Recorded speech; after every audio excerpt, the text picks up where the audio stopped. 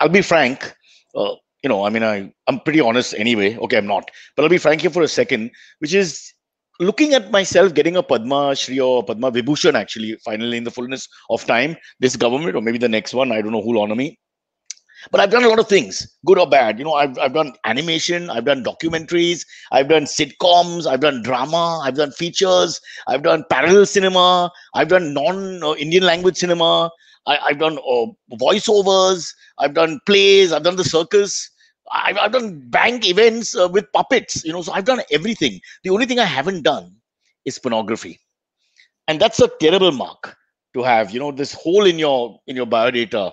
I mean, a portfolio without pornography is no portfolio if you're an entertainer. So, having read about this whole Raj Kundra controversy, I thought to myself, we must have at least some pornography in the entire body, the gamut of work that you present. When they look at you for Padma Bhushan or Vibhushan, they must say, yes, tick, tick, tick, tick, tick, porn, yes. So that's going to be my next thing. So if there's anybody out there who's a pornographer and wants to talk about porn and introduce us to the making of porn, then please, this is the show for you. Please contact us. Silvery is a young man who follows the adult industry morning to night. He's watched everything in all genres and languages and cultures and angles. So contact him and we'll put you on as fast as possible. Now let's go from that to something far more athletic in a sense. We have with us today Imtiaz Anis. It's a lovely guy. He's basically a award-winning jockey, and he's reached the Olympics. Yes, he's represented this country, the country of, I forget the name, it's here behind me, India, the country of India in the Olympics. And we're going to talk to him about his book, which is just coming out, called Riding Free, which I presume is all about riding without chaddis. You just sit on the horse and have a good time. And so does the horse. Imtiaz, are you there? Please come in and say hello to everybody. Hi, Cyrus. Hi, everybody. Thanks Yeah. for the introduction. It is definitely not riding without chaddis because you would be castrated very quickly. Is that true? Yes. Oh, what the hell? One second. I want to hold you there for a second because Native American culture and even some of the Mongols in the early days didn't really. The bareback horse riding was a thing. How did they manage? Yes, it was, we should. I don't think there are many around, so that should tell you that. Oh, they weren't able to procreate because of the. It was one final ride. It wasn't worth it. Yes. Oh, how sad. That was amazing. I can't. I don't know why you brought that up. I wish you had pictures to show us. But Imtiaz, listen, it's a great honor to have you here. I love the fact we have something when we have something new, like we had our first helicopter pilot or commando or a German Shepherd who could speak, and now we have you. Which is just unique. Nobody else has that. So let's begin with the whole Olympic story because we're 3 days away as we speak from the Olympics, Tokyo 2020, which is held in 2021. Welcome to the 21st century. Let's go back first. Let's talk about the Olympics for a second, and then of course we'll trace your entire journey. That's the thing here. Which Olympic was this? The Sydney Olympics in 2000. Yeah, wow. I was a young age of 30 years old. Wow, 30 years old. But that must be, growing up, not just Indians, anywhere in the world, you grow up and the Olympics is your thing if you have any interest in sports, right? Who amongst us hasn't? It's a pinnacle, and there has to be times you fantasize as a young kid about, whatever. I would want to be maybe, athlete. 100 meters champion or whatever. Everybody thought they were the next Carl Lewis of our generation. I won't use Usain Bolt reference and all that. Even he's passé now, so I don't know who. It's funny you mentioned that because that's what I also had it's in my book actually, because when I was very sporty as a youngster and my whole dream was to I should give victory speeches. I would give thank you speeches to people. Me too. To everyone that I met, I should make sure I wrote I must remember his name because when I win, I must mention that of those sort of things. And at that time, I was a very good runner. So I thought Carl Lewis, if he won 5 medals, I can definitely win 1, And then, obviously, I realized that I was not that fast a runner. And then I was a very good swimmer. I actually swam for school and college. So I thought, Mark Spitz, in those days, he was the swimmer. So I said, that's it. Wow, I love your references. These are the references I want to hear. Yeah. And that's it. If you get to 5 or 7 gold medals, what is 1? I can easily get 1. 9 in one Olympics. 9. Yeah. And then when I realized, I was not up to his level. But the passion was there with the horses. So I thought, now that's the only thing now I've got to do it with horses because that's all that's left. And there's no age limit, because in riding, it's only experience.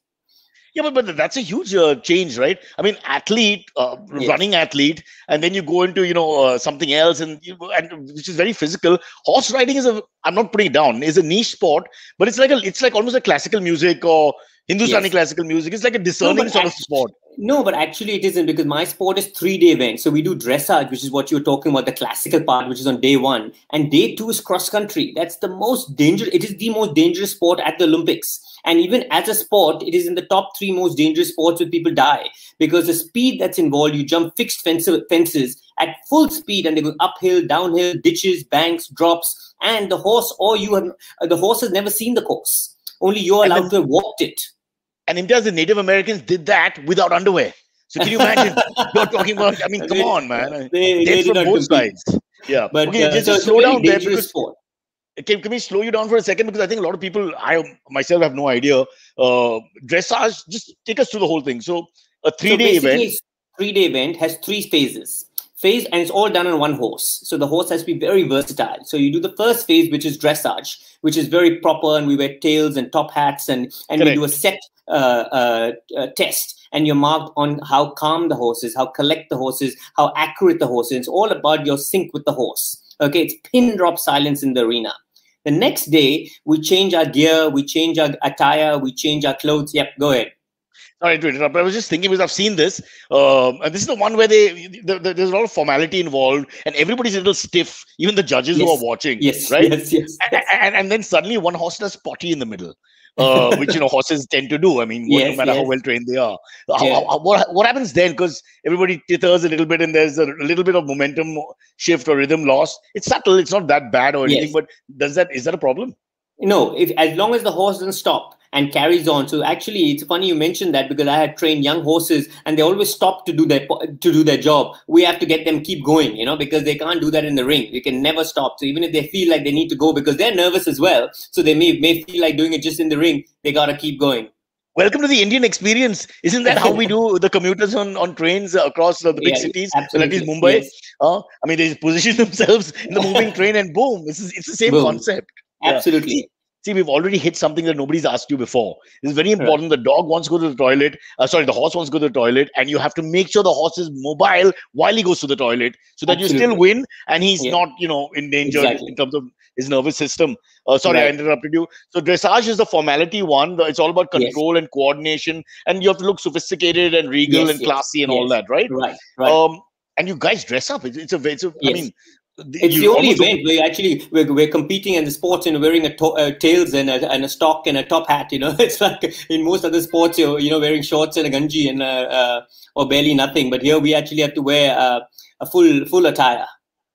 Yeah, so the clothes and the look are very important. I'm all for that. It's a bit like bodybuilding in that sense. The aesthetic part of it is very clear. You can't lie and say there's no aesthetic part to it. So fine, that's one.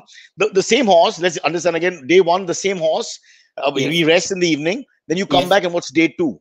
So day 2 is our main phase, the cross-country phase. So it's over 4 kilometers of undulating terrain, and they have to be traveling at a very fast speed. Okay, 600 kilometers, per minute, sort of thing. So it's very, very, very fast, and it's uphill, downhill. There are banks, there are drops, there are ditches, there are narrow fences, and so most people don't complete that phase, or most people's horses get hurt, riders get hurt, injuries take place. And the most important thing is you have to do it in a particular time. And there are about 30-35 fences. No, but how do you train for it then? Because this is a put together like ground.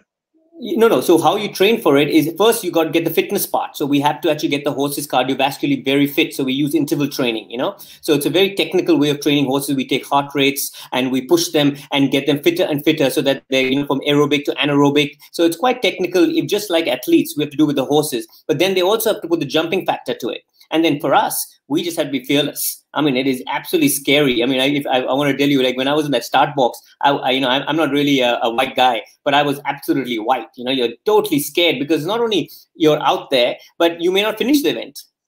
I can't believe you use our podcast to embrace racism. I'm not really a white guy, but I was white at the end of it.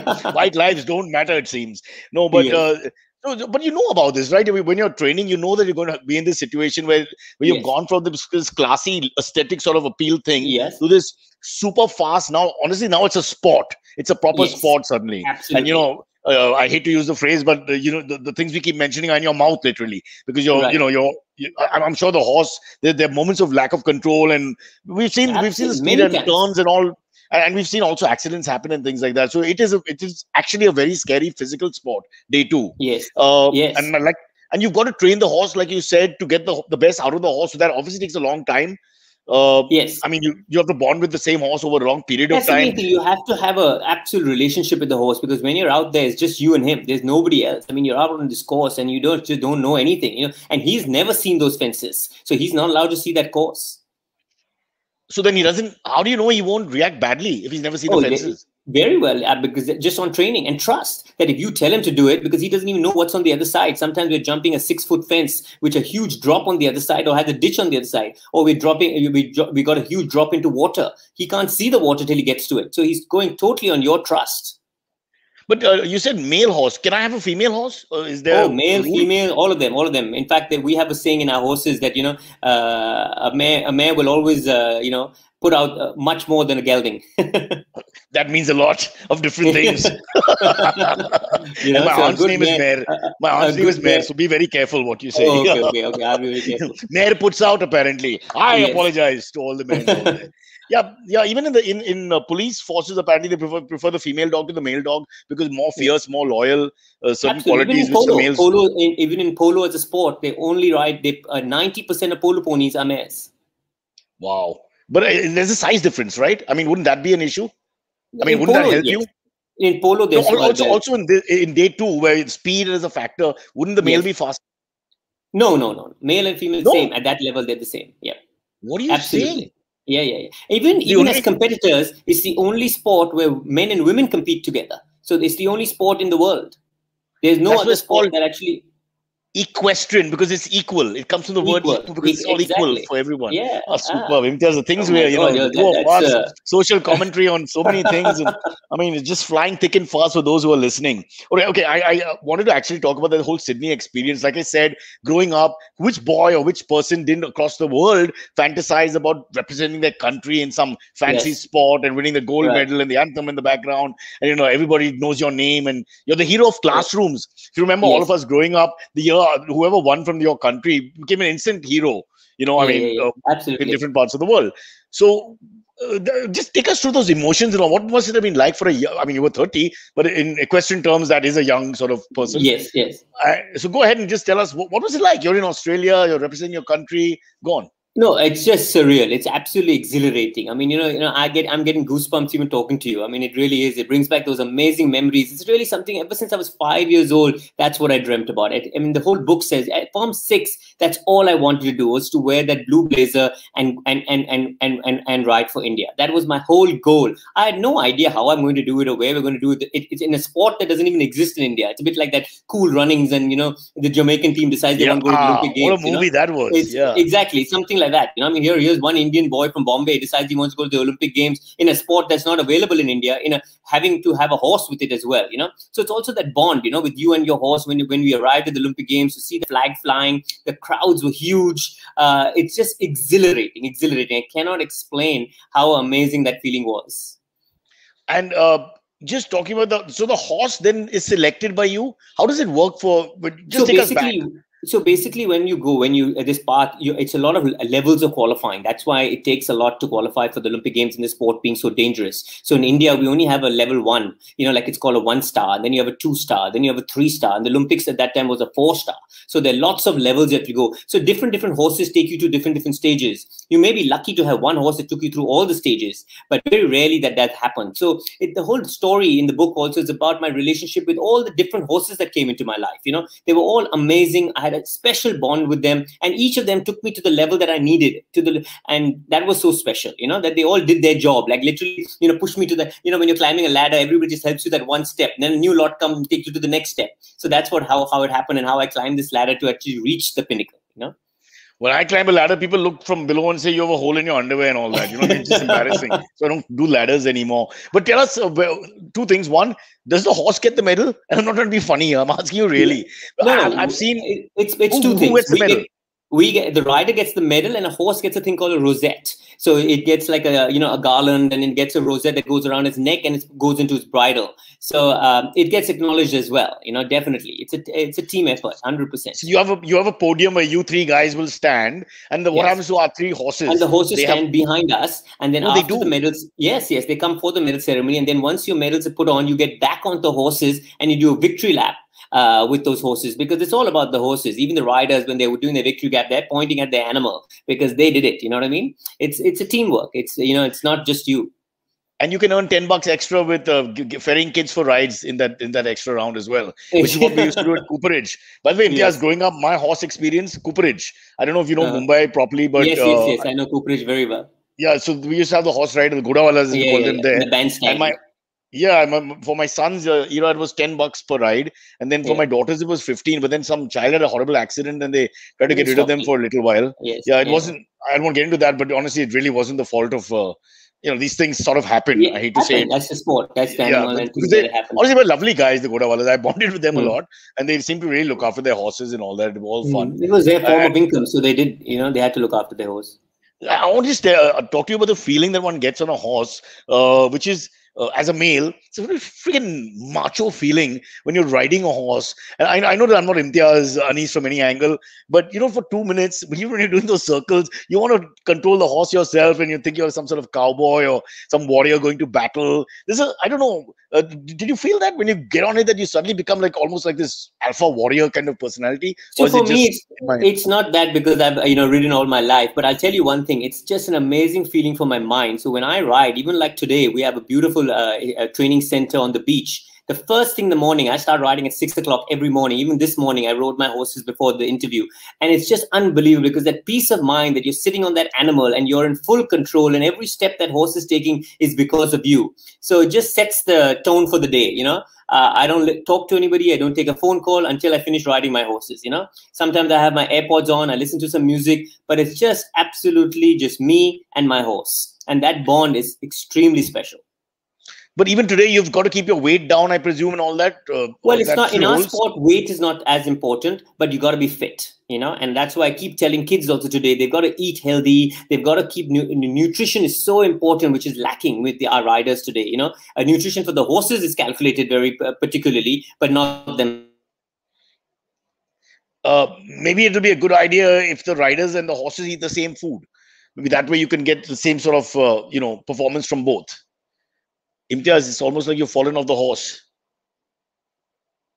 For some reason, Imtiaz is frozen, and Silvery is coming in to save the show. Silvery, is it Imtiaz or me? I'm always worried it's me. It's Imtiaz. It's Imtiaz. Not it's Imtiaz. Okay. I think he got disconnected. He's back. I think he's back. I heard him. Can you hear me? Yeah, there he is. He's back. Yeah, He'll be back he's back on the saddle. He's back on the saddle. Yeah. Sorry. Yeah, there was a very interesting thing that you were just mentioning. I was just about diet and things like that. It's a very complicated sport. We haven't even reached day 3, by the way. We segued like a couple of drunkards. Yes. So now day 3 again comes back to the formal side. So the horse has to be sound, So what we mean by sound has to have no injuries, no cuts, no hurts, and we have to actually present to the judge on the morning of day 3. And a lot of horses don't make that, because they've had an injury, or they've got a tendon, or they've hurt themselves or sprained themselves during this cross-country run. So 10% of the field don't even get to go to phase 3. Well, how do they know he's got a tendon injury unless he sort of is, wincing in pain? How does it? Wincing in pain. So what we have to do, we present in front of a judge, and we have to walk and trot the horse in front of 3 judges and a panel to actually and they look at the horse, and then they pass the horse. If the horse is fit enough to ride, so there's no inhumane thing going on, at all. So it's all about the horse protection. And then the third day, which is this happens in the morning, we do show jumping, which is what most of you see on TV. When you jump those fences that drop, in a ring. Yeah. Yes. So there are 12 fences, and that again is about keeping the fences up and in a particular time. And then all your scores are added up from the dressage, cross country, and show jumping, and that's how the winner comes. So it's really like the pentathlon or the triathlon it would be in the human world for horse world. But when you drop a couple of those barriers, you still carry on. Yes, it's not like you disqualified. You don't get disqualified. As long as you stop and get eliminated, it's about completing that course. So once you complete it, it's about how many penalties you have, and the one with the least amount of penalties wins. I have another point to ask you, and please don't take offense. I've noticed that when I'm around horses, they tend to get erections for some reason, and I don't know what to do. I think you turn them on. What can I say? Yes, I think I do, and may I say they're pretty large, and one gets a big complex very quickly. So Yes. coming back to the horses, you can't. What if the horse is injured, you can't use the second horse? I mean, that's a No, no-no? because you have to do all three phases on the same horse. That's why it's so much emphasis on, and I hate to say that, even on the book, that I was the first Indian to complete an Olympic event. It's not easy. One is to qualify, but the second is to complete it, because most riders don't complete events at this level, which is normal. You go back again the next year, and you go back again, and you keep trying. So in 2021, for 2020 Olympics, Yes. do we have anybody in equestrian? Yes, Do we have a young boy called Fuad Mirza from Bangalore. So after And is 21 he- years, which is about 2 decades, which is just amazing for the What sport. are you saying? So after you, there was no one in 4 Olympics. 4, Yes. 8, 12, 16, 5. This is the 5th Olympic after you, and it's taken Yes. 5 Olympics for the second guy on the saddle. Right. Why? Because it's such a difficult sport, and just like any other sport, you have to get out of your comfort zone. This is the problem. This sport is not available in India, so you have to, you've got to make a lot of sacrifices. My whole book is about how many sacrifices are made for a young boy to leave leave his family, leave his friends, leave his comfort zone. I went overseas. I based myself with one of the top riders. I mean, I mucked and cleaned stalls for about a year to just get lessons from the best riders, to get at least recognized from the best riders. Otherwise, you get lost in this big pool, out there. You're just a small fish in the sea, sort of thing. So it's about really pushing yourself to those limits, and that's what this whole book is about as well. So Fuad was able to do that as well. He also ventured out, moved to Germany, and he was lucky enough to have a fantastic sponsor to do it. I had a sponsor as well. But it's important that you got to get out of your comfort zone to achieve this. But how do I ask this? Does Fawad have a chance at the Olympics? Would you say there's a chance, or everybody has a chance, because there's such a risk involved in that day. It's about on that day, whose horse is ready. He has to be ready. Nerves should not play. And the most important thing is that none of them. We have not seen the course. So until the Olympic Games open, only then we'll be able to even see the course to know how difficult it is. So really, it's very difficult for people to say. Everybody asks, will Fuad win a medal? I really hope he does win a medal, but we don't know till we see that course to know how technical it is, how tough it is, how big it is. So it's a bit like tennis or cricket, where the conditions of the pitch and the ground will make a huge difference to the play. Yes, but there's still not as much of night and day. This can make a huge difference, because it can be a tough course and a lighter course, and it just depends upon what type of a course it is, and the terrain, because we don't know what terrain Tokyo has got, On top of that, there may be weather, but right now we have to really see the terrain. Wow, it's a very complicated sport, I must say, and Yes, the kind of yes. sacrifices that you've made, I'm scared already. I hope you made lots of money, my brother, because I'm thinking my life is so empty and it's just nothing happened. If I wrote a book, it'd be over in 3 pages. But, no money. It's just a passion. You just love the horses, and the things that we have to do for them after we compete is huge. So when they finish that event, they are so tired after the cross country, so that we can make them sound for the next day. They're iced. We have laser therapy. We have massage therapists. They're getting acupuncture. They're getting fluids by IV drip. So because they've lost so much water that they cannot drink as much. So we put. Laser therapy, you look after the food, the diet, massage therapy. So you look after your horses better than I look after my mom, basically. That's where we stand. Definitely. Better we look after anybody else. In fact, I'll tell you something else which your viewers might not know, but horses have to have shoes. And every month they get a new pair of shoes, and each pair of those shoes are $200. I don't think we spend $200 on a new pair of shoes every month. So every month we have to change their shoes. Two pairs of shoes, right? They have all four. Yeah, 2 pairs. All 4. My God, ouch. Oof. It's very expensive sport, bro. I don't think I can do it. I'm already looking at it. I'm going to have to borrow money just to think about it. It's like that. No. Okay, it's all possible. Imtiaz, we'll have to go to the second half quickly, but I haven't spoken about your life. So let's go back now. You kept saying at the age of 5, age of 6, I was fascinated by this. And you had the athletics dream, the usual conventional sport dreams. How was there somebody in your family? Why would this? So my mom was an avid rider. So she used to go to the amateur riders club and ride, and took me every single morning. So I got accustomed to horses at a very young age. in Mumbai, turf club, at the racecourse, ARC. So that's where it all started. At least I got to go. I was close to the horse, and I just loved that horse, and I got really passionate about it. At the age of 6, I could ride anything. I would be galloping up and down, and with stirrups, without stirrups, even bareback. But at those days, you could do those things. So I was very fearless. And I was a very timid boy. I was not a big, strong, strapping, muscular, or a tough fellow. So this was my way of freedom, because once I sat on that horse, just like how you said, I just felt like now I'm a Raja, I've got the world to, everybody else. As soon as you got off, I was a small, meek boy, So the first time you sat on a horse, you had that connection. You immediately said, this is because I think that's a very lucky. It's a lucky thing when that happens to a few people, that they meet the point in their life where, okay, this is it. Yeah. It's no longer about the money or anything else. No. This is the connection, which is, that's it. You can't beat that. And then, as you have your mentors in your life. So, there was an expat who was posted in India, and his wife was one of the top riders. So she used to come to the riding club, and she knew nobody. So she met my mother, and I was only 11 years old, and she started teaching me. So I really looked up to her. And, Cyrus, this is the most amazing part. From 11 to 30, she took me to the Olympics. So no change. One person, no exchange of money or anything like that. She was just because she was my coach. So she trained me when I was 11 years old, and every single year she trained me and took me all the way till I was 30. And till today, I will not make a move without calling her. Even if I have to make something like, Diana, what do you think? It's someone I really looked up to. She was, extremely well-read. She was, a fantastic rider. She was a historian. So, somebody I used to, when I was a kid, I said, when I grow up, I want to be like Diana. When I grow up, I want to be like Diana. So she was so important. So I wish people have mentors like this in their lives, because that's what it's all about. What a fascinating tale. From a karmic point of view, in a week or so, you found your calling and you found your coach, your mentor, your guru, whatever you want to say. Absolutely. I mean, that firstly, many people spend their entire life without that connection of what the hell did I do on earth? There's just no connection till they die. And they rarely find the guru or mentor who really actually makes them better than who they are.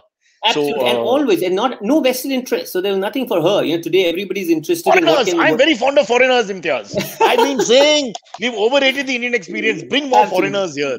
They're lovely people. Yeah. Yes. And this British Raj thing. Missing it, Baba. I'm missing the golden days and the architecture and the rules. And horses, where do they come from? Oh, that's a good question. Where did they come from? Because they're not native to India, right? The horses came from the Arabs. I think so. I think Arabs, because sometimes they say even Mongolia, which is close enough to us, but that's where Polo started. So no, but you got Darius the First and Alexander who came on horses. So I don't know, we were on elephants or just walking around. I don't know. we fought them. The horses came from there. So we don't have indigenous horses in India.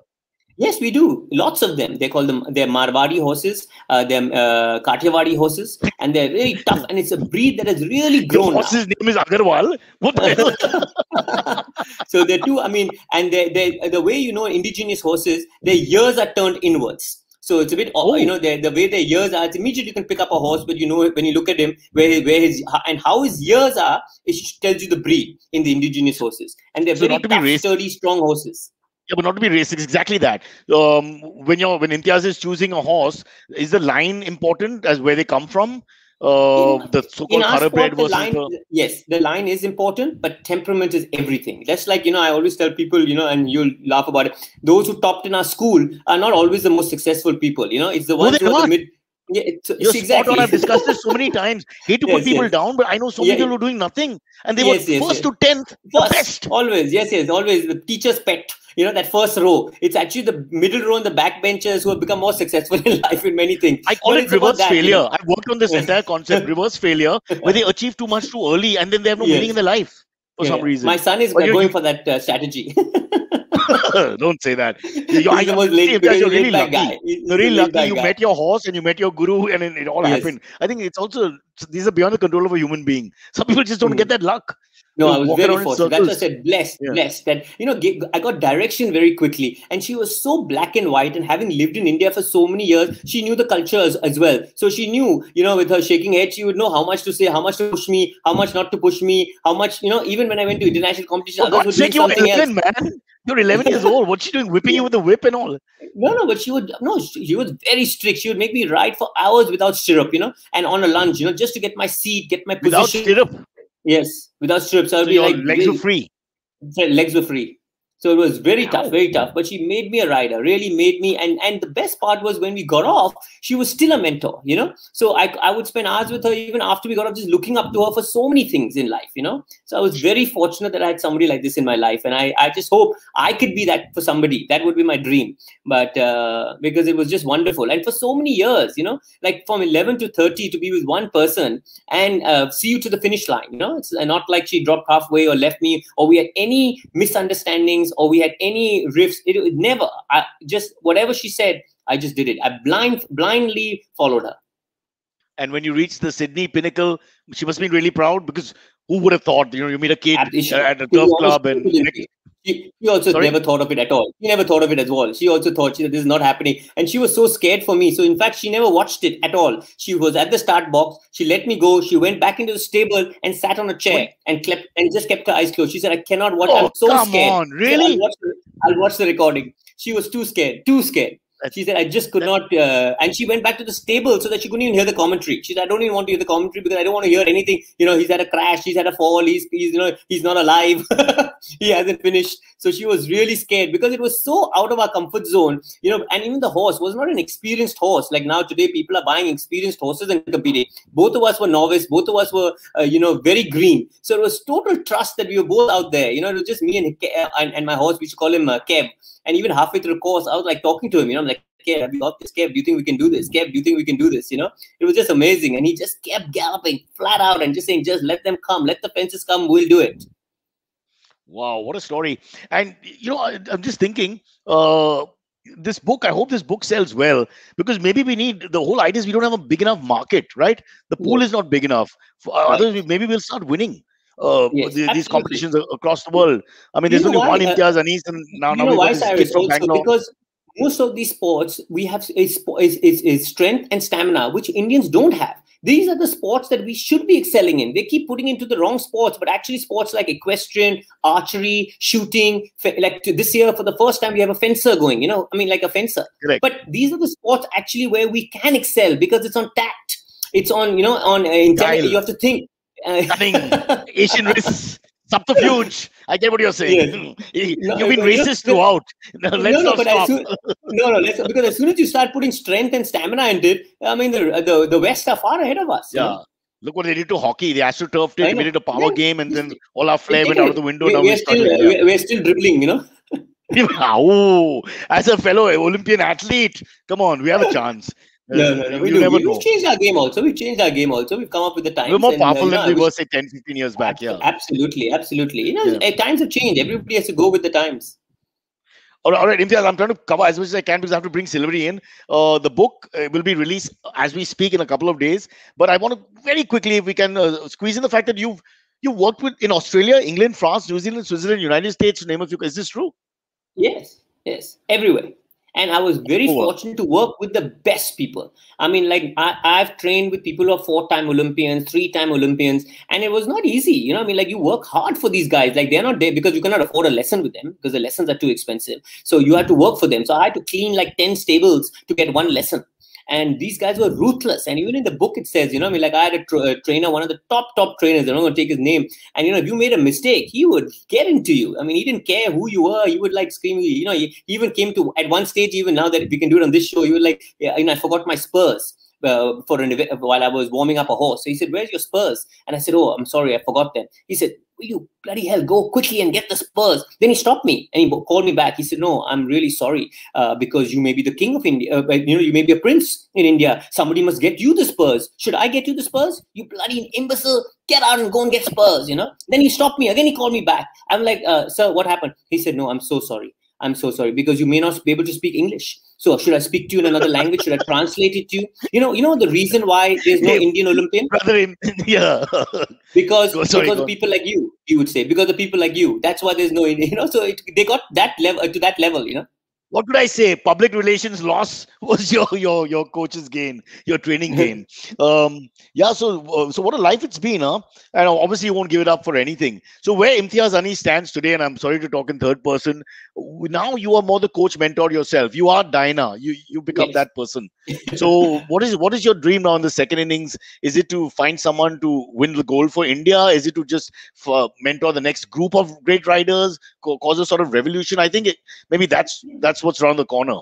Suddenly Absolutely. people I mean, show that's the interest reason in. I came back to India for. I've been in India, overseas. I was in America for 20 years, and then Australia. And I was a coach for the all girls school in Australia. So I've trained a lot of young riders to national and international level. So that my goal really is to do that in India. So I've started my own training school, and I hope I can mentor somebody, and people can come here, and we can actually learn all aspects. It's not just a riding lesson, because with our horse, it's horse management that they have to understand. So when you come to me, you don't just get a riding lesson of how to ride a horse. You actually learn how to look after a horse, how to take care of a horse. You learn all the other aspects that add to being a better horseman. What about these myths that they say, like don't stand behind the horse and all that? Is that correct, or is that just people talking? Always. Because the horse can't see where it is. Now, these are competition horses and they're used to people going all around them and being with them all the time, so they don't do anything. But by and large, a rule, you should never be behind a horse, because if he kicks, they're not like, they very rarely bite. Dogs bite, but horses kick. So you should never be behind a horse. Always stay in front of it. And I got bitten by a horse when I was 7 Yes. years old in You're Mathura. very rare, I was trying to feed him a carrot, and unfortunately, I held the fingers up like this. So he now mistook you the did finger wrong for the thing. carrot. Not out of That's not his aggression, fault. but That's it not was his severe. The fault. finger, it had to be stitched, and all. Of course, it's Oh, never their wow. fault. Yes. Please, I'm a huge animal man. I would Yes, never yes, blame yes. the animal. But I learned my lesson. I have never Yes. fed any animal with fingers up. Yeah. Whether dog, cat, or horse, or anything. No. And especially with the horse, you can't, because of the way the mouth is. If your hand is flat, he can never bite you. He was the only non-veg horse in Maharashtra. Damn it! All right, we have to take a quick break, but there's already a question from somebody in the chat saying, if you were in Australia for so long, why don't you have an Australian accent? Imtiaz. Good on you, Mike. I can bring it on whenever you want. I don't. I also don't have an American accent, and I used to be in America for about 25 years. And people always say, sometimes when I say, all right, where are the horses? Maybe. Yeah. Maybe somewhere in Arizona, there are a group of equestrians, young guys who all speak like Desis. Maybe just went the other way. Yeah. Okay, let's get Silvery in. The book is called Riding Free, My Olympic Journey. Traces Imtiaz's story right from the age of 5 till Olympic glory and beyond. And it's not just a biopic. It's a story about a culture which actually is close to India's heart, but for some reason we haven't seen the boom we should have. But maybe it'll all change now. Silvery, have you ridden a horse? I have but only like once or twice, and I remember the first time it was in Panchgani in Mahabaleshwar, like a long tabletop. It was like a wasted experience. That's an experience. It's like being with Genghis Khan's marauding Mongols, because that's a full tableland, no? Where you can ride for a long period. Yeah, exactly. And also, like, I don't know, this is just a random fact. While we were on this horse ride, the guy who was directing the horse, he stopped us at one point. And he points to the side and he goes, you see that hole there? That is where the Pandavas used to stand back in the day. I'm like, what? Their footsteps are still there, apparently. That's what they kind of. How does the BJP reach into our podcast? I don't get this, I don't know. Man. What's going on here? Talk about horses. You had to find the one right-wing guy somewhere 30 years ago who pictures somebody standing in the background. Kurukshetra idhar hi tha. Exactly. Oh my God. Okay, let's save Imtiaz before it's too late. Yep. Imtiaz, can I ask about what was like your most exciting or intense race that you've ever raced?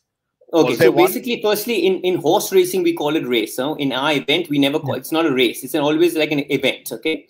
Just from the technical side. So the most exciting event for me was at my first, it was at a lower level. It was at a 1-star, which the Olympics was, of course, 5-star. But for me, it was quite exciting because I was actually competing against a 2-time Olympic gold medalist. And I was only a college student at that time, and we were in Australia competing. It was my first event, and he was coming as a celebrity, Matt Ryan, 2-time gold medalist, and we were neck to neck, and I was like, can you imagine, if I come second to him, it would be like a dream come true. But actually, just like you said, as when you talk about even Fouad Mirza, you never know what things are going to happen. And you never, I jumped a clear round, he jumped a clear round. We went into the show jumping ring with him having one rail in hand, meaning that he could afford only, if he dropped one rail, I would win. But I went clear and he dropped one rail. So I won the event, so it was just amazing, and that's when I thought, like how we all think of our dreams. Now that I've beaten a 2-time Olympic gold medalist, that means I'm already an Olympian, Little did I know that I was very far from actually being one.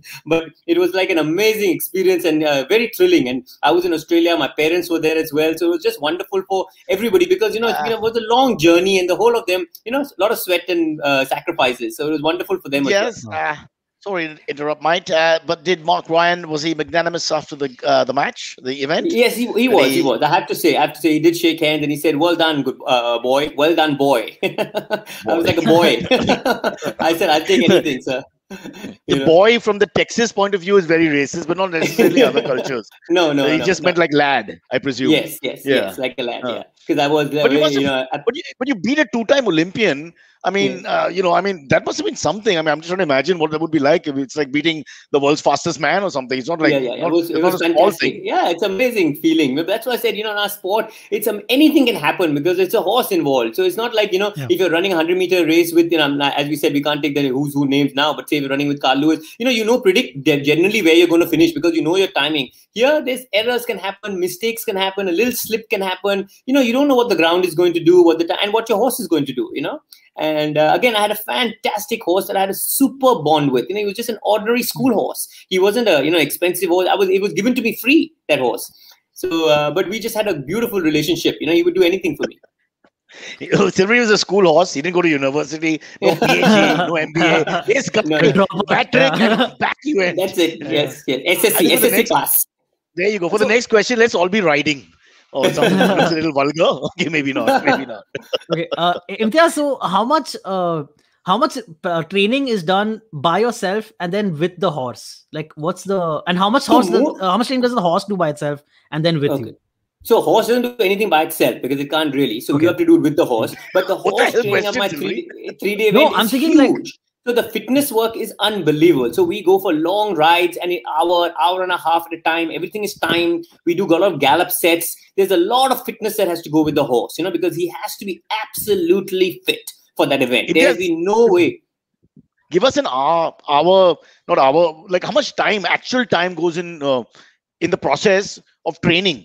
Like if I'm playing tennis, I know I'll play 4 hours of tennis and 3 hours of calisthenics and all that. How much actual time? So because of a horse itself, you can't ride the horse for more than an hour and a half. But the management that goes before and after is good 2 hours before and 2 hours after. So it's a good 4 or 5 hours per horse. By the time the cooling down, the icing. Every day they're iced after they do strenuous work. Every day they've got some sort of a massage therapy going on or acupuncture going on or something like that. So we're always trying to do something to get. It's like an athlete. Like you look at these baseball players or football players. It's not only their game. After the game, the management to keep them fit is fantastic.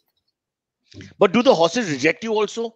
Like when you dealt with so many horses, is there like, how we don't get along sometimes? That two people just don't get along and for whatever reason. When they sometimes you don't get along with the horse and it's not your type of a horse. Your horse is, you have to have that bond with certain type. I haven't had that luckily with me. I was lucky that every horse that came into my life was just perfect. But a lot of times it does happen and you have to cover. You just have to at that time say this is not working. It's just like a marriage, you can have, if the marriage could not work and then with somebody else, it could be a beautiful marriage. So it just two people didn't get along. They could be two wonderful people. They just don't get along with each other. But tell me, can you do what the Mongols could do? Could you swivel around, shoot reverse with the bow and arrow and swivel back? So you're riding this way. There was not many people to shoot. Legs, shoot the guy who's chasing you and come back. Yeah. I can do that, guys. I can do that. But not on a moving horse. I have to do it on a moving horse still. But I can do it on like a statue. I'm doing it. You can do it on the chair you're on right now. You can just. No, my legs don't get up that high, bro. It's an age thing. Don't be mean. This guy went to the friggin' Olympics. You and I still have to win the Malbai Hill tournaments. A long way to go. Hey, is your son into this or not?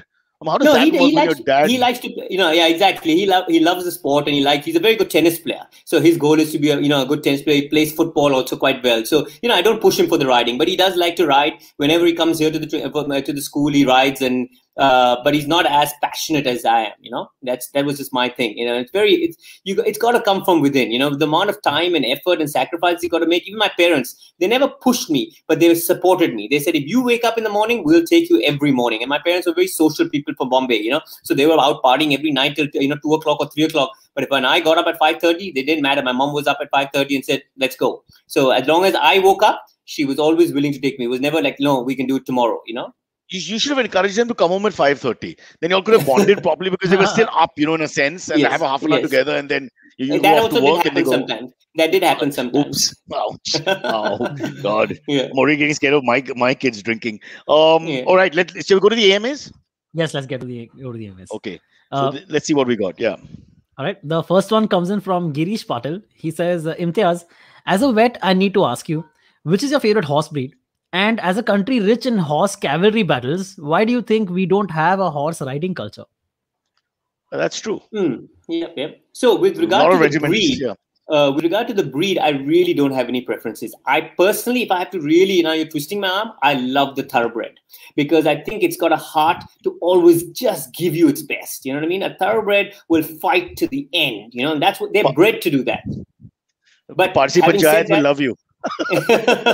So I just really love the thoroughbred. I think they're just a wonderful animal to deal with. I trained them. I rode one in the Olympics. I went to the World Championships. I had a thoroughbred. All my international competitions have been a thoroughbred. So I have a bond with them because I believe that it takes a little bit longer because they're built to race. But if when they come your way, they will fight to the end. Coming to his second question with regard to, when we are rich in cavalry battles and why don't we have the horse riding culture? Unfortunately, it stayed with the cavalry. So it's always became an army dominated sport in army areas. So it wasn't out to, especially when I rode, I was the only civilian. Like I was the first civilian to even represent India at the Asian Games. So it had never ever happened before. I mean, the first civilian to also then go to the Olympics, but I was the first civilian even at the Asian Games when I was 19 years old. So unfortunately, it never got spread out. Now that it has got spread, I think it's growing fantastically. Now we've got a lot of 2-tier cities, riding centers all over. The sport has really grown. But so this is an India phenomenon, right? That it was a military sort of institute. Elsewhere in the world, it's not. No, all over. Actually, 3-day event was a military sport. So it was called Concours Complet. It was actually the military triathlon. It was all a military sport. It was only for that. And then it got into the civilian sport because it was like a cavalry type thing. You got to go across country and fight. And, so it was all about power and strength. And, so it was a military sport actually. And then became a civilian sport many years ago. Silvery, can you say it? The phrase he used, I think it's French sounding. Yeah, Concours Complet. Concours Complet. Yeah.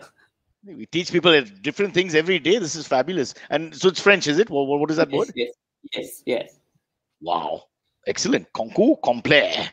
Concours Complet forward. Next question. All right. Next one comes in from Sridhar Bhupati. Asks the next one. He says, hi, Cyrus and team.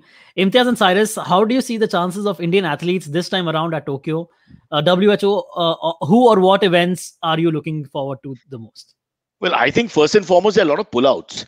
For example, our tennis boy got in because 7 guys pulled out. So that's coming to... Since Indians have not by and large pulled out, we've sacked a couple of people wrong for bad behavior. When you say pull out like that. Yeah. Indians should pull out. With far too many. I agree with you, Silvery. But yeah, except for Sushil Kumar's disappointing performance off the field. What do you think, Imtiaz? May play in our favor the fact that we've had a few countries, some of the bigger names not coming, etc.? Yeah, and you mentioned all the sports that we have. Absolutely. And also people's training has got haywire because, when you look at a sport like this, we have 4 years for the Olympics. So everybody's peaking in that 4th year and now you delayed it by another year. It's not that easy to just say, okay, now we'll just go back. So the athletes are thinking, should they let themselves, how much should you let yourself down to push back up? So those who nailed it will be the ones who will win. Because you have to let yourself down. You cannot be from last year to this year, stay in pinnacle shape, in prime. Your body can't do it. So it's a matter of letting down and then pushing back up, and when to push back up because of how fit you already were. But let's look quickly. You mentioned them. Shooting, we definitely have a chance. Weightlifting, especially lower categories for women, we definitely have a chance. Hockey, there's always a chance. I don't think we should knock it off. Yes. So what else have we got? Tennis, unlikely. Badminton, definitely. If some draws go in our favor so far, PS Sindhu says it has. But what about equestrian? Yes, we got a chance there as well. So as you said, that you can't really seed anyone there because the whole course and the thing is so unpredictable. Absolutely. So you can't really say ki X, Y, and Z would be the dominant factor. Absolutely not. Absolutely not. But that's good. All these things are in our favor then. Yes, yeah. yes. I think we should at least get between 5 to 10 medals. I don't know how many goals, but between 5 to 10 medals is what I think. What do you think if you had to guess? I think 5 to 10 will be quite. Rich, too much. Yeah, yes, I think so. It's always hard. The Olympic Games, with the pressure, unfortunately with the Indian team, though they're such talented people, they don't have enough international exposure, which the rest of the world have. We just don't get enough competition time. And we get a lot of other time, but not competition time. And those nerves get to us, it's hard. It's not easy to be on that playing field. The one advantage I think again will be to Indians is that, they're not lying crowds. So it'll be much easier for us because, we are not used to that. Even when we have our sporting events in India, we don't have those crowds unless it's cricket. So at least this way, we don't have that working against us. Like for me, when I entered that arena with my horse, 50,000 people in a stadium. I mean, it was like I was so scared. This is pure stand-up material because what you're saying basically is lack of interest in sports will help us win. That's what it comes down to. Yeah. Thanks to the lack of interest across the length and breadth of this great nation of ours, we won 7 medals. Yeah, koi nahi tha, khali tha. To mere ko कोई pressure की बात नहीं है उसमें. Taka, I won. Okay, Sylvie, next up. All right. Next one comes in from Karan Sethi. He says, what improvements do you think India could make to its Olympic program? Is that to me? I think the main improvement. Hope so. I think the main improvement they can make to the Olympic program is to help people to go overseas. Training abroad is totally exposure is what we really need. I mean, that's where we are lacking in a big way. And also going into the 2-tier cities. That's where those people are hungry for their medals. You know what I mean? And that's where we have to really. There's so much talent in this country, but they haven't had the opportunity. Unfortunately, the country has so many people. It's not their fault. So it's a struggle. It's a fight. So if we can get as many people out and give them as much exposure as possible, we'll have many more medals. Also, a question is looked upon wrongly, so I presume, as an elitist sort of thing, Yes. A lot of people just don't think they can ever ride a horse. They'll just see it, And that's see wrong, a hero actually. in a Bollywood film. Now, a lot of people from, even now that I've started in India, you should see the amount of people that are contacting me, and they're not all the who's who or the That's wealthy. what I'm saying. Just average people, yes. Yes. No, I'm saying that maybe you have to reach out to the schools and all and say, look, introduce the kids to. I mean, it's just another sport. It's not we can't afford a horse and we can't afford the ground. No. Absolutely. I'll talk to the Prime Minister. I'll get this cleared. I'll get this passed. Don't you worry. Absolutely. Don't worry. I know you have personal connections. They don't do anything without me, Imtiaz. These guys, they are scared to act. That's true. Demonetization. Yeah. After I had to put in a good word. Nobody was interested in that. I said, let the people suffer. Take this demonetization forward. Make old people stand in a line. And next thing you know, it was done. Only problem is in your last episode, I heard that the Little Gibbs Road is still not listening to you. They're still keeping their gates closed. Yeah, unbelievable. You're right. There's one particular building, and me and my friends in the colony, in the area, we all just stare at those watchmen because for some reason they just keep shutting those doors with the open gate. It gives them power. It's that power.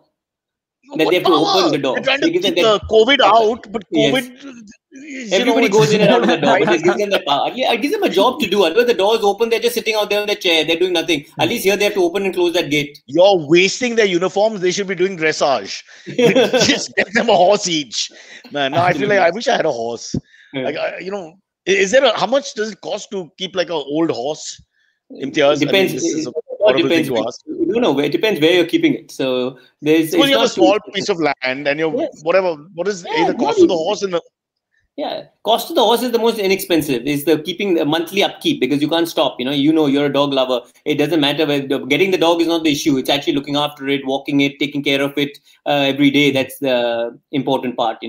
And my dog can walk the horse.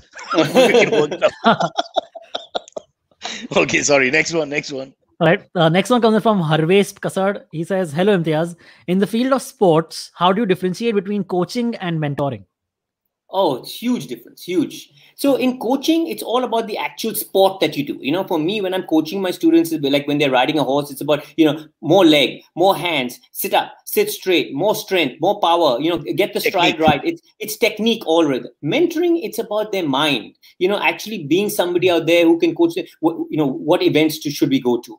How do we plan your life? How do we battle with your school, your work commitments, your financial commitments, your family commitments, and how do we put the sport involved? So that's where mentoring comes in. When they decide which school to go to, which college to go to, which training program to go to, which events to go to, should we go to America, should we go to Australia, should we go to England? All these sort of things are where mentoring comes in, where you actually have to look at the person, look at his background, look at what he wants to achieve as a goal. It's all customized. Coaching is not as custom as mentoring. Mentoring each person, you got to know those people. Like Diana, I was fortunate again to have both in one. She was my coach, but also my mentor. But very few people can do both. Silvery, I'm your mentor. I'm helping you realize your dream of becoming India's finest stand-up comedian, come member of parliament in the Rajya Sabha, where you don't have to work much. So all this will be realized because of your mentorship that you're getting through thank me. you. Rather, my Thank you. mentorship to you. Yeah. That's awesome. You tell me later, no? What a fortunate one.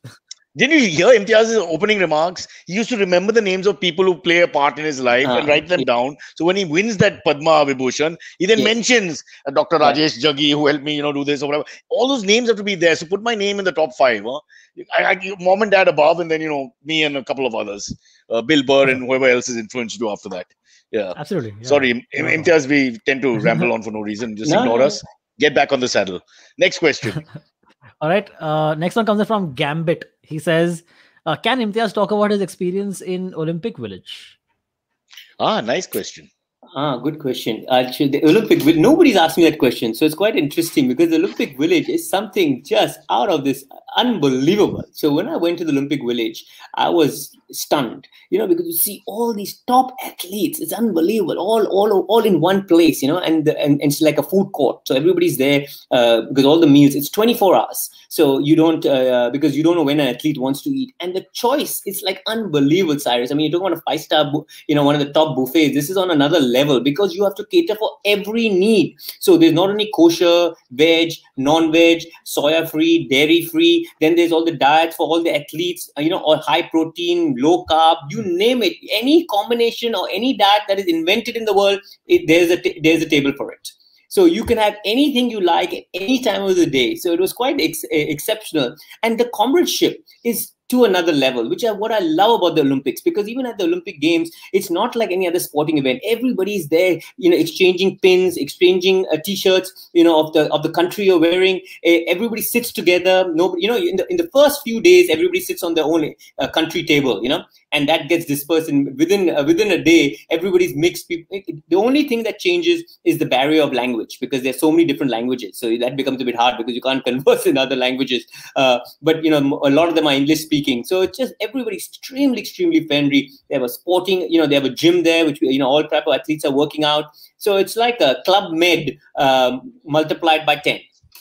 No, Club Med, but with real professionals. Yes. Club Med normally just got some fatsos, sloppy guys hanging around. But who would have been? Who would you hang out with? I'm trying to think. Maybe like Leander, Mahesh. Who was there? Who were the big Indian? Leander was there, but we hardly got in touch with our own athlete people all the time because everybody was so busy, and my venue was very far. So unfortunately, I didn't get enough time in the village, because all sports were in Sydney, because the equestrian cannot be in the city. Ours was 2 hours away. So when the bus went in the morning, we left in the morning at 5:30, and we only came back in the evening at 7:38 sometimes. You know what I mean? So I didn't get that much interaction with others. But were you starstruck by anyone? Any of the foreign super athletes? Can't remember in 2000 who were the dominant forces. Of course. Even the basketball team for me was something amazing. When you see these guys, I mean, they're really tall, man. You think they're tall when you watch them. You're like you're literally come up to their waist, and you got they're huge, massive guys, and the way they eat. I mean, I just be looking in awe, because they're huge. They're all muscular and big built. So it was just wonderful to see all of them there. And when Karnam Malleshwari won her medal, is it true you danced with her? Yes, yeah, no, I didn't dance. But it was just, it's an amazing feeling to be around all your peers, and everybody's had a struggle. It's not been an easy path for anyone. The Olympic Games every 4 years, and it's a dream of every athlete. So everybody has come there with their story. So that's what's amazing. And nobody's had a free run. Nobody's come there because they know somebody or some connection or some contact. It doesn't work. At the So why don't we get the Olympic athletes to replace the politicians? They seem to be all friendly. That Yes. sense of fraternity, what you describe, companionship, Absolutely. humanity. Yeah. People are interested in each other. You just said you left the table and international relations started. So I Absolutely. think it makes obvious sense to me. Replace the Yeah. politicians. Whoever's Yes. gone to Tokyo, come back and take over parliaments across the world. All good. Cannot agree with my you more. friend Silvery, are you in agreement? Yeah, absolutely. That makes Of course, that Imtiaz, makes sense. Imtiaz will be the first guy to bring a horse to the Lok Sabha. What to do? I'm one with the Ghoda, yaar. Yeah. All right. Can we squeeze one more in? Yes, sure. This final one comes from Vikalp Manocha. He says there is limited opportunities for kids in other sports like hockey, etc., because cricket rules in India. How can both kids and parents be encouraged to take up this sport, like equestrianism? Is that a or negative hockey? attitude actually that we have also? Cricket is obviously all over and dominant, easy to get into an academy anywhere, while you have to search for a hockey team, coach, person.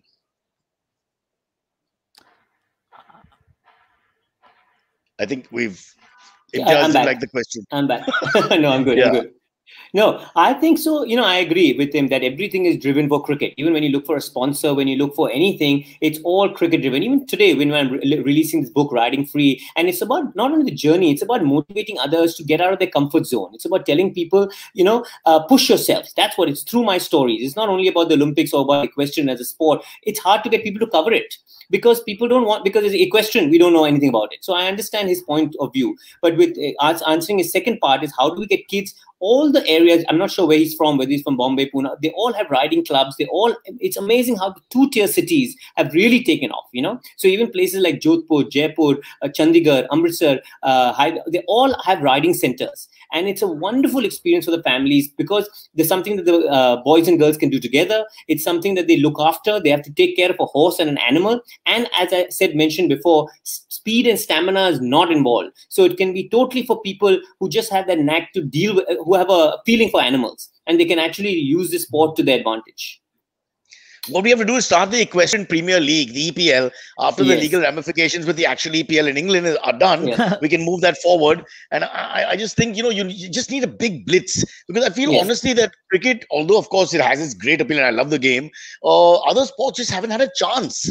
Yes, they if don't kids give just, anybody. like for example, rugby, we try to propagate rugby a lot, but it's difficult to go beyond the few people who play it. But now that they've started going to the interiors, we've got girls from Jharkhand who are playing it, from the Yeah. tribal areas, etc. And you'll be surprised at the talent that's out there, as you mentioned earlier in the show. Unbelievable.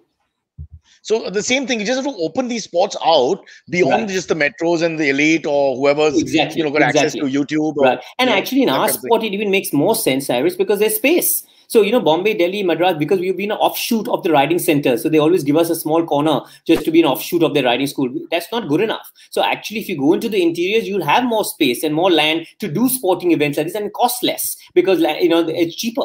While here, to get a full riding ground, it's going to cost you a lot more, Okay, listen, this has been a very interesting talk, Imtiaz, but we have to cut it here because I have to go and get myself checked physically and otherwise. One last final question I must ask you: horse or human? Horse. Who's been? No, there's not even there's no question here, is it? Yes, absolutely. Absolutely. Yeah. It's been my life. It's been my life. It's who I am and what I've done and what I've achieved. It's only thanks to the horse. I will always put it first. Hey, idiot, Mr. Silvery, kya karto? Waste no Yeah. time. No more girls. Get yourself a Horse horse. first, yes, I get it. Absolutely. Get horses.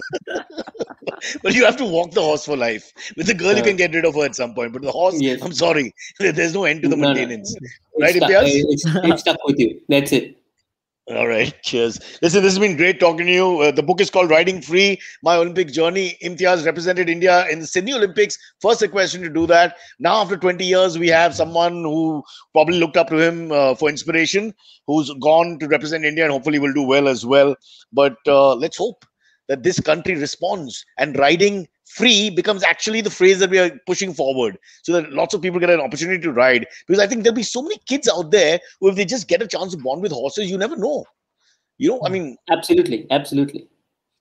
instead of riding your bloody parents and pretending to be horses, what crap we've done as parents. I mean, go on all fours. Come on, bacha, ride on me and all that nonsense. Get a horse. Goda jara, TikTok. Yeah. Don't say TikTok is banned in India. Yeah. Yes. This show is being watched. Politically correct now. Yeah, you're going to be damn careful here. Yeah. Yes. All right. See you guys. Have a good day. Bye, Imtiaz. Thanks again. Thanks for having me on the show. Really a wonderful hour. Our pleasure. Thank you.